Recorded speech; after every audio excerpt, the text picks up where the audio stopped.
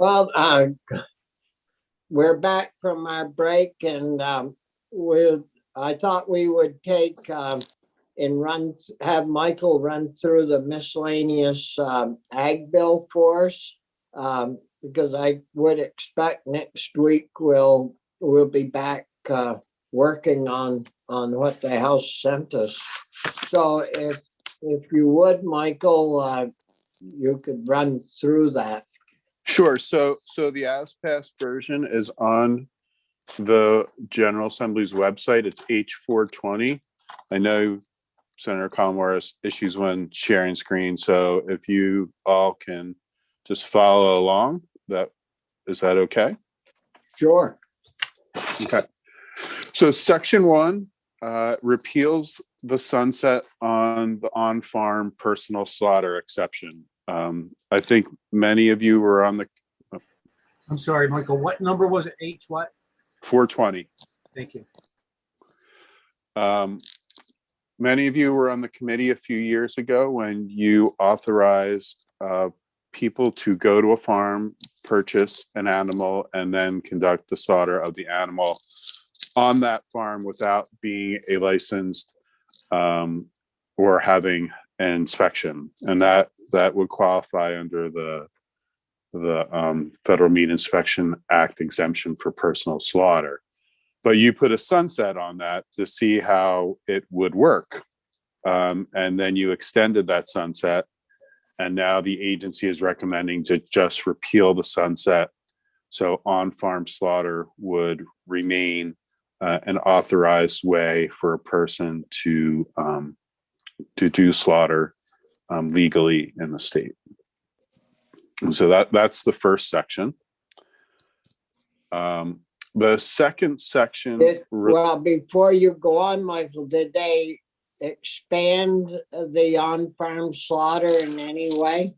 No, there was it was a small discussion. It really more just a reference to the numbers, but there wasn't any proposal to change the numbers as they exist right now. And by the numbers, I mean the limitation.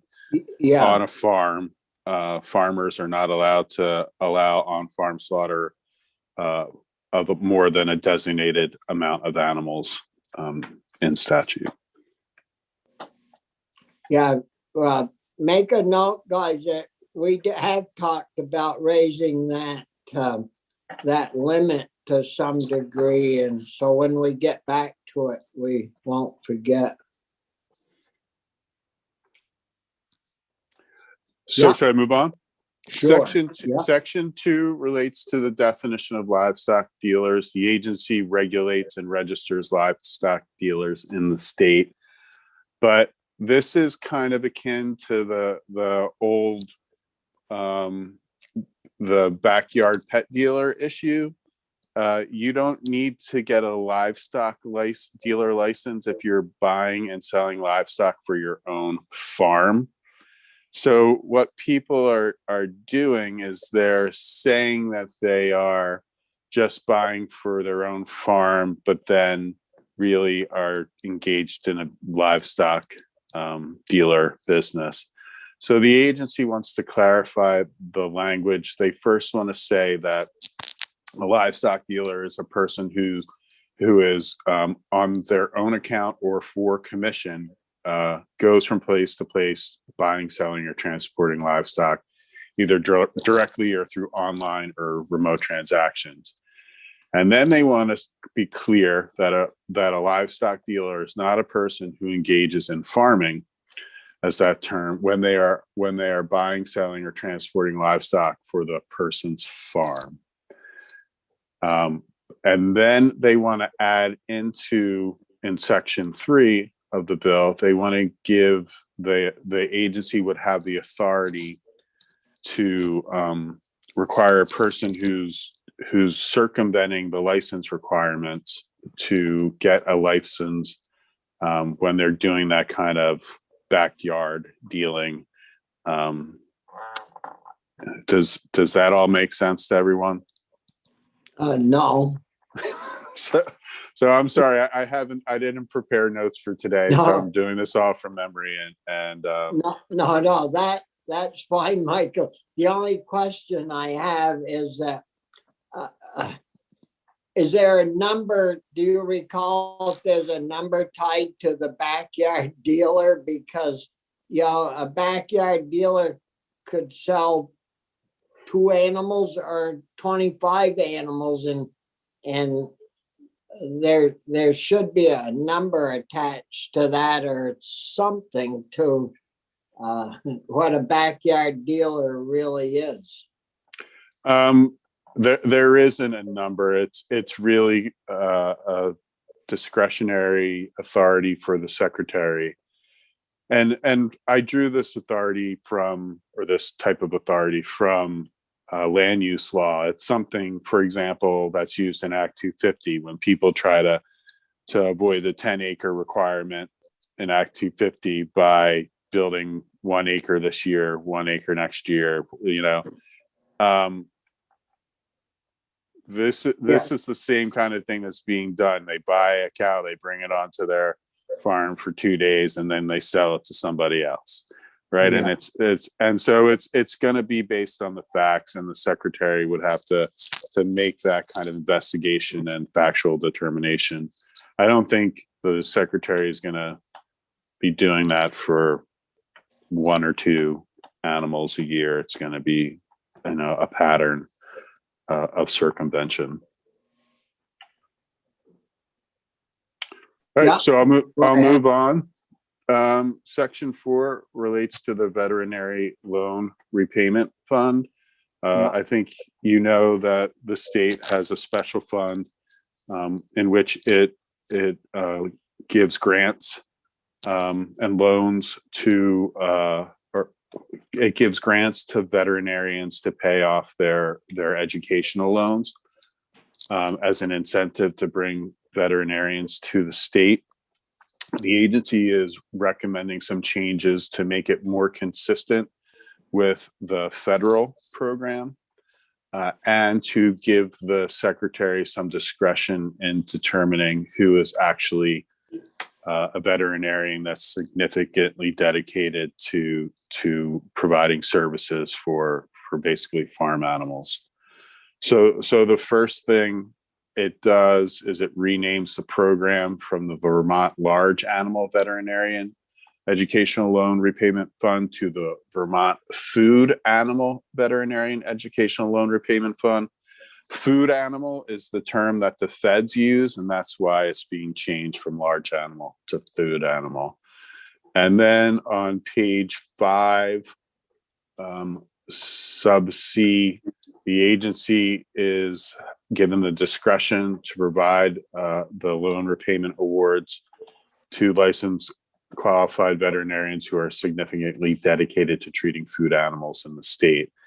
And the secretary has the discretion to determine the level of service that qualifies as significantly dedicated to treating food animals, and may establish eligibility requirements and may create program requirements for all fund recipients. The agency basically wants to set some sideboards on this about, a veterinarian that moves to the state and basically is treating 1 cow a year doesn't get to qualify for the loan repayment. They want to put some criteria in to focus this money on the people that are doing the work with large animals, food animals in the state. So it's not to open it up. So somebody that works on the 1 cow, but is primarily a small animal, right? It's to help it the other way. Yep. Well, and then there's a definition of food animal that's added. It's drawn from the federal program. I won't go through that if you don't want me to, but no, we've only got another 15 minutes or so, okay. And you've only got another 12. So sure. So section 5 relates to the agency's weights and measure authority. I think you all know that the agency inspects and licenses scales and other weighing devices in the state. What they're doing, proposing, is to amend the definition of commercial weighing and measuring device.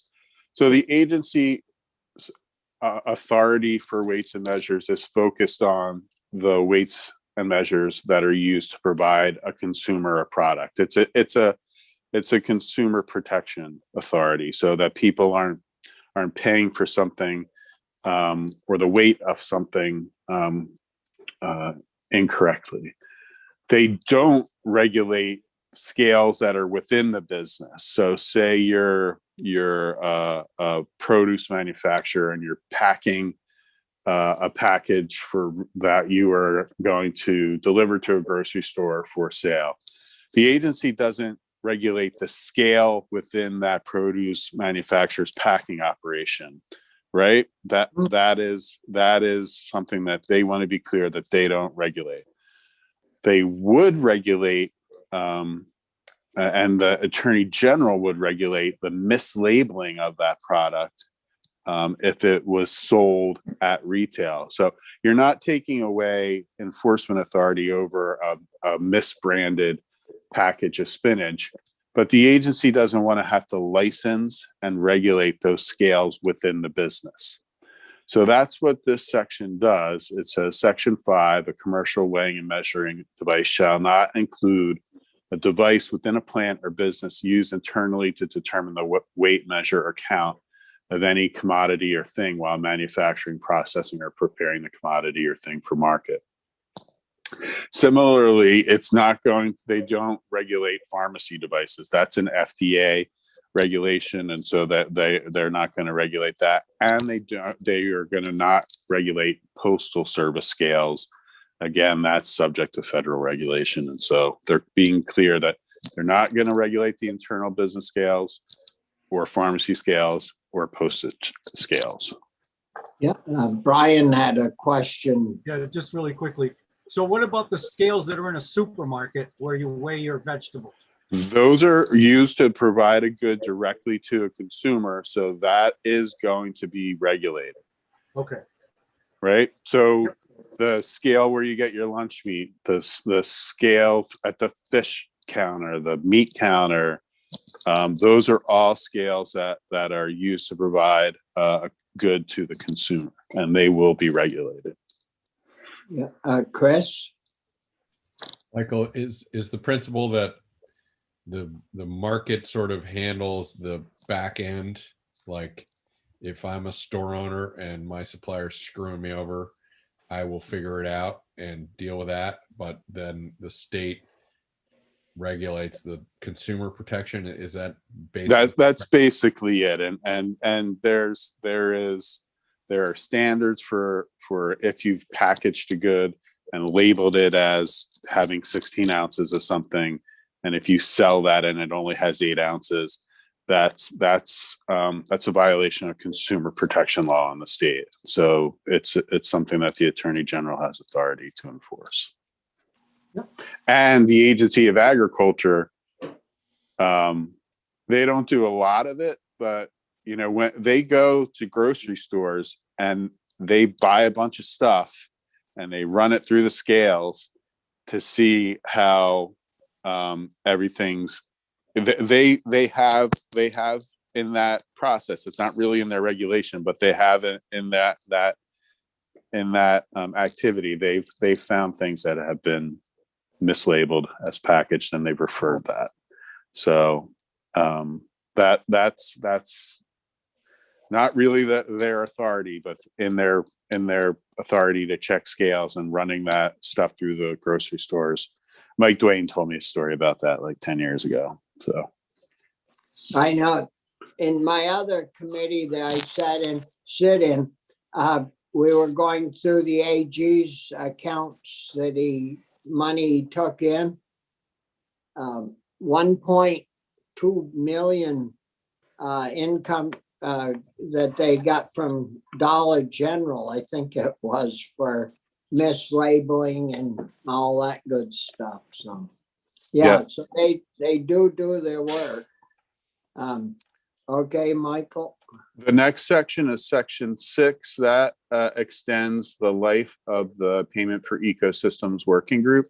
They were supposed to expire on February 1st, 2022. They've asked for an additional year to do their work.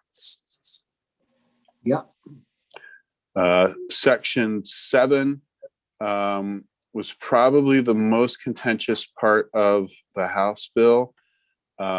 It changes, as you might remember, under the State Clean Water Act in 2015, you required custom applicators of manure and nutrients to be certified. The agency wants to change nutrients to agricultural waste. So it's persons applying manure or agricultural waste need to be certified. Well, the definition of agricultural waste is a pretty broad definition. It includes things like waste oil and pesticides, etc. And there was consternation among a couple of House members that farmers would now be able to land apply, or custom applicators would now be able to land apply. Let me get the definition. It's one of those ones where you're like, it's not logical for a farmer to land apply this because it's going to hurt their field. I'd like to spread oil on some fields. That'd be worse than atrazine. Here we go. Means material originating or emanating from a farm that is determined by the secretary to be harmful to the waters of the state, including sediments, minerals, heavy metals, plant nutrients, pesticides, organic waste, animal mortalities, compost feed and crop debris, waste oils, pathogenic bacteria and viruses, thermal pollution, silage runoff, untreated milk house waste, and the other farm waste, as the term waste is defined in Title 10. So people were like, oh my God, the custom applicator is going to be land applying bacteria and waste oils, etc. And that's not going to happen. For a custom applicator needs to be applying according to a nutrient management plan. And nutrient management planning requirements, you can't land apply waste oil under nutrient management planning requirements. But the agency does want to use this definition because they want to have, they want to be clear that custom applicators can apply plant nutrients, which is defined under ag waste, and they can apply compost, right? Or because that's something that they should be able to apply. They can apply feed and crop debris because that's allowed under nutrient management plan to be landed. So they want to use this definition because it has a larger scope, but it's not going to be every single provision that's underneath this definition. Yeah. But Michael, there's a fee in here, correct? There's what? Is there a fee implication? Yeah. They have to pay a license fee. No, they don't. They don't pay a license fee? They don't pay. This is, one of the they don't pay a fee. When I first started as Ledge Council, agriculture did not pay fees, period. And except for the manufacturers of the products that were registered, like pesticides, but farmers didn't pay fees. No. And so this is in that same vein. A custom applicator is getting licensed, but they don't pay a fee. Okay. Thank you. I noticed Carrie is good at collecting new fees quietly. So Yeah, $3 million. It's the water quality requirements really inspired a change in that, and that since then it's really, I wouldn't say it's snowballed, but it's the practice has increased. It's increased, yeah. Yeah. So the next section Section 8. is, yeah. This is really just a typo from last year. It's a wrong cross-reference on page 10. And so that was just a technical fix. Then section 9, as you may remember from the CRF money that you awarded to the agency last year, they created a bunch of databases to move that money. And they want to be clear in the information collection and confidentiality section that information in those databases are protected under the confidentiality provision in Title VI. And generally what that confidentiality provision says is that all the information that the agency collects about farming from farmers, etc., it's public, except that when they make it public, they shall not disclose the identity of individual persons, households, or businesses from whom the information was obtained. So the information is provided, but it's provided in a general kind of aggregate way. And they want to be clear that the information in databases has that same level of treatment. Yeah. Then moving down on page 11 to section 10, it's the hemp chapter again. This is becoming an annual effort to maintain the state's hemp program. As you remember, in 2014, the state was authorized to run a pilot program by the feds for the cultivation and sale of hemp program products. In 2018, the federal farm bill authorized all states to regulate the sale and cultivation of hemp products subject to a USDA rule. And everybody thought that was great until the USDA issued its rule. And it became clear that it's going to be difficult for many farmers to actually cultivate hemp underneath the USDA rule standards. So, but one of the things that the USDA rule did, it said that the states that were operating pilot programs under the 2014 bill could continue to operate under that standard until last year was October 31st, and then it was moved to December 31st. And they're moving it again, the authority to operate the pilot program. It's scheduled to go until January 1 of 2022 now. So Vermont gets another year to grow hemp under the pilot program. And the thought is hopefully the state will be able, and other states will be able to convince USDA to change its rule, which might be unlikely because they just finalized the rule a couple of months ago. And if the state doesn't convince USDA to change its rule, the state's probably going to give up its regulation of hemp and put it on USDA to regulate hemp cultivation in the state. So you're probably going to see another next year, you're probably going to see another piece of legislation addressing hemp. But the state's going to get another year to run the pilot program. And this section basically is added to the hemp chapter to say that. That they will continue to run the pilot program until January 1, 2022.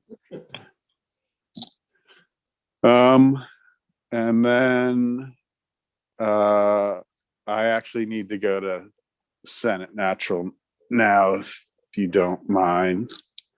But section 11 basically. I'd rather keep you with us if you're going there to work on. Well, I actually only have one more section, and it's no, about if you need to go, Michael, go for it.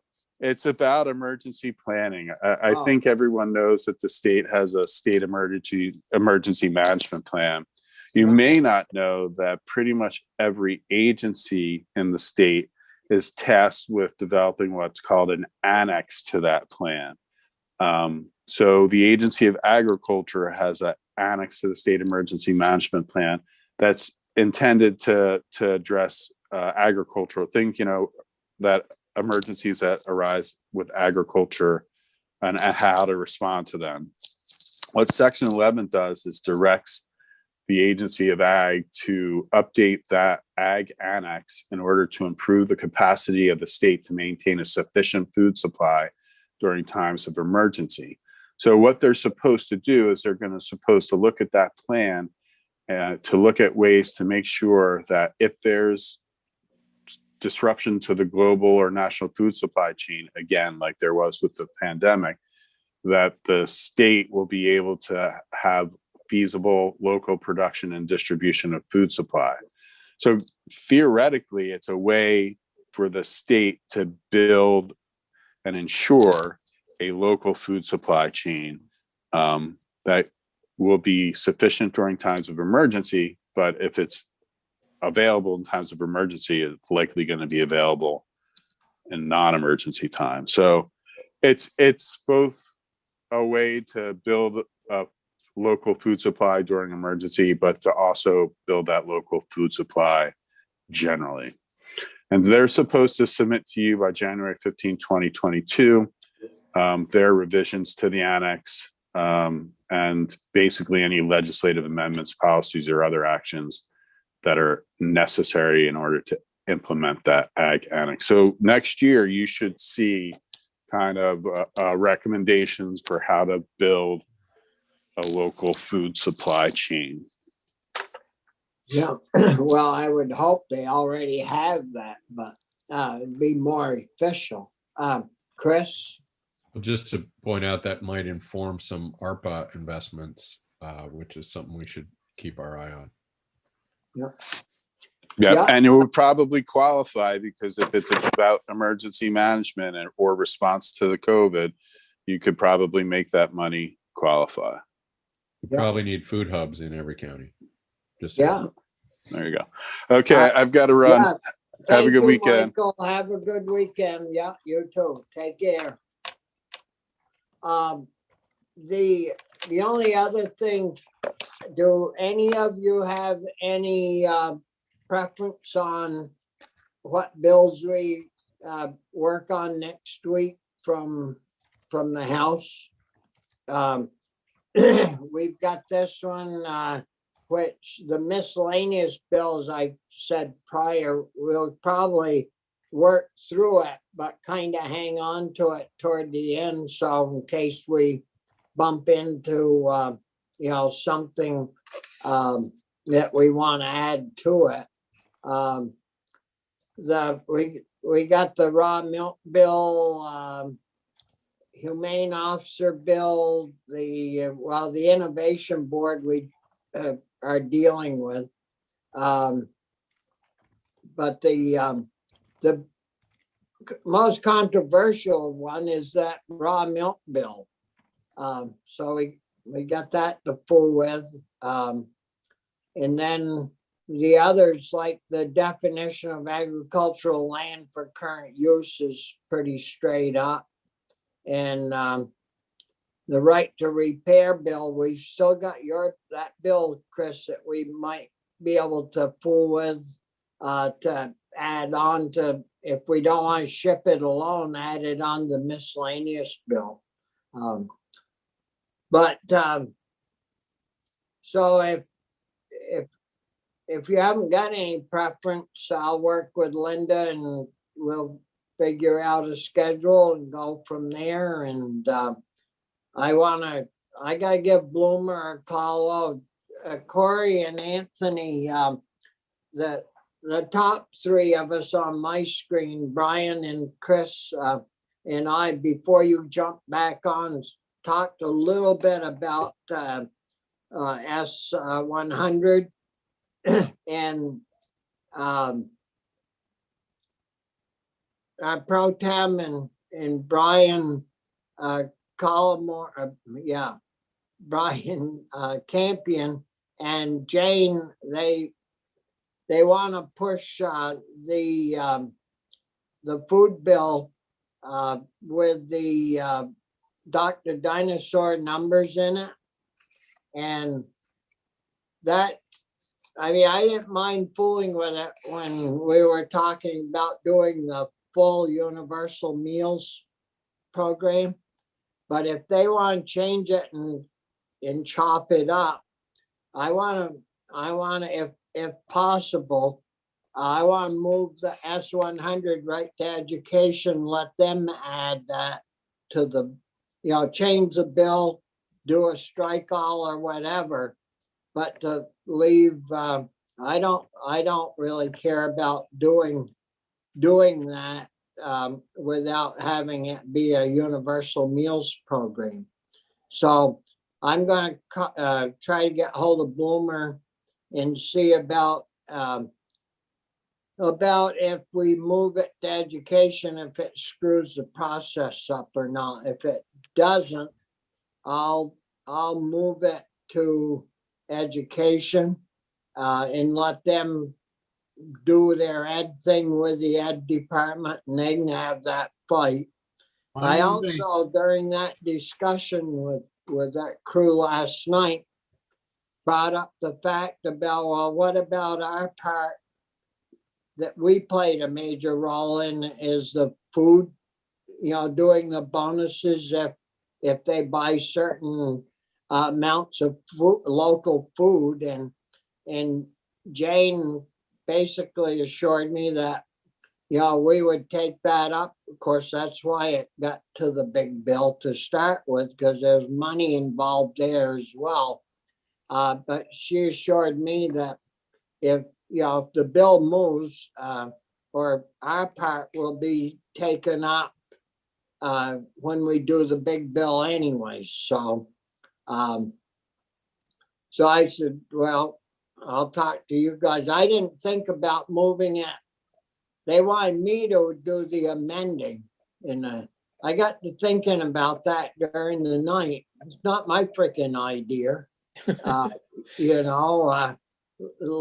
Let Brian do it. So I'm fine with that, Bobby.